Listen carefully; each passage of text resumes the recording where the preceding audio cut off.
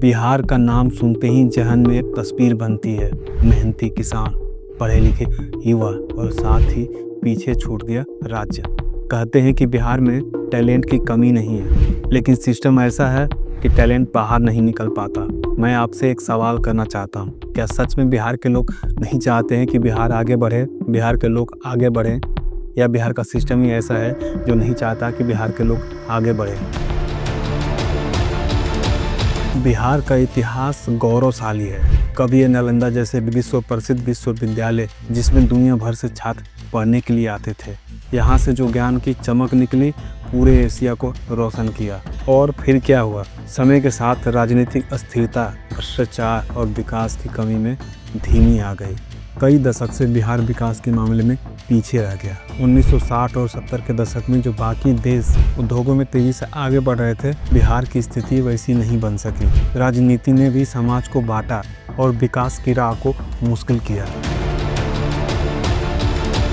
अब आइए कुछ आंकड़ों पर नजर डालते हैं। बिहार की लगभग 34.13% आबादी 6000 कम आमदनी पर निर्भर है, जो कि बहुत कम है। इसका मतलब साफ है कि आधा से ज़्यादा लोग गरीबी रेखा के नीचे जी रहे हैं। सरकारी नौकरी में भी 1.5% ही लोग हैं और प्राइवेट सेक्टर में भी बिहार के लोगों की भागीदारी कम है। शिक्षा के मामले में भी कुछ ठीक नहीं है। 6.5% ही लोग ग्रेजुएट हैं। 22.67% केवल प्राथमिक तक ही पढ़े लिखे हैं। गांव में बेरोजगारी राष्ट्रीय दर से भी ऊपर है। गांव में सुविधाओं की कमी है, सही शिक्षा नहीं है, हॉस्पिटल नहीं है।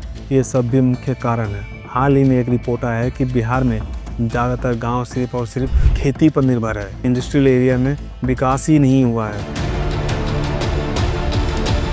बात करते हैं कुछ असली कहानियों की। राकेश जो पटना का रहने वाला था, पढ़ाई में बहुत अच्छा था। उसने इंजीनियरिंग की डिग्री ली, लेकिन उसको बिहार में जॉब नहीं मिली। अब उस जॉब के लिए वो बिहार छोड़कर मुंबई गया। ये कहानी लाखों बिहार के युवा की है, जो बिहार में नौकरी नहीं मिलता है, इसलिए बिहार को छोड़कर उनको बाहर जाना पड़ता है। और दूसरी ओर बिहटा में जो नया IT पार्क बन रहा है, वहाँ कुछ युवाओं को काम मिलना शुरू हुआ है। यह एक उम्मीद है कि बिहार में भी टेक्नोलॉजी और इंडस्ट्री बढ़ेगी। ब्रेन ड्रेन बिहार का सबसे बड़ा बाधा है। जो लोग बिहार छोड़कर बाहर दूसरे शहरों में या देश में कहीं भी जाते हैं, उनको काफ़ी चुनौतियाँ झेलना पड़ता है। अगर उनको बिहार में काम मिल जाता तो उन्हें दूसरे स्टेट या दूसरे देश या कहीं भी जाने की ज़रूरत नहीं पड़ती।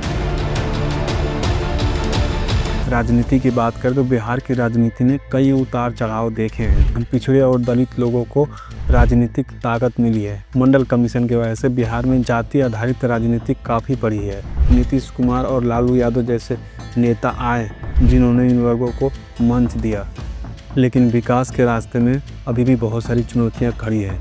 भ्रष्टाचार और प्रशासनिक धीमापन के कारण सरकारी योजना सही से लागू नहीं हो पाती। राजनीतिक पार्टियां अक्सर विकास से ज़्यादा जाति की राजनीति पर ध्यान देते हैं, जिसके वजह से बिहार और पिछड़ता जा रहा है।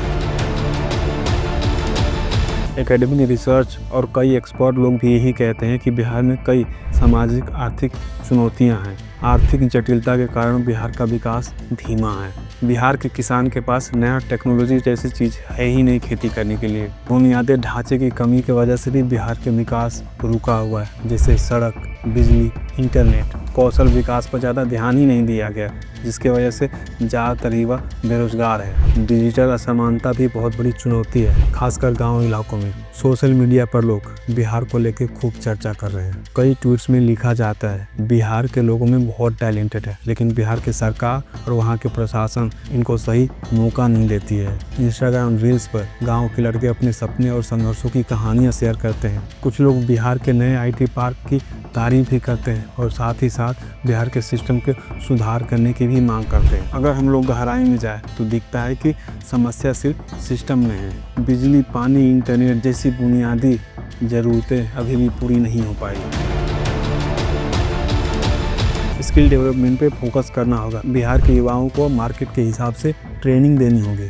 इंफ्रास्ट्रक्चर को सुधारना होगा। सड़क, बिजली, पानी, इंटरनेट को बेहतर बनाना होगा। सरकारी योजनाओं को सही से इम्प्लीमेंट करना होगा, जिससे भ्रष्टाचार कम हो। खेती बाड़ी में भी नई नई टेक्नोलॉजी लेकर आनी होगी, जिससे किसान आत्मनिर्भर बने। डिजिटल डिवाइडेड को भी कम करना होगा ताकि हर कोई टेक्नोलॉजी का फ़ायदा उठा सके। राजनीति को विकास के दिशा में लगाना होगा। जातिवाद से हमें ऊपर उठना होगा। बिहार की जनता में अपार टैलेंटेड है, बस सही सिस्टम और सही मौके की ज़रूरत है। अगर हम सब मिलकर इस बदलाव की मांग करें तो बिहार फिर से चमकेगा। अगर आपको वीडियो पसंद आई हो तो लाइक करें, शेयर करें और कमेंट करके बताएं कि आप बिहार के लिए क्या सोचते हैं।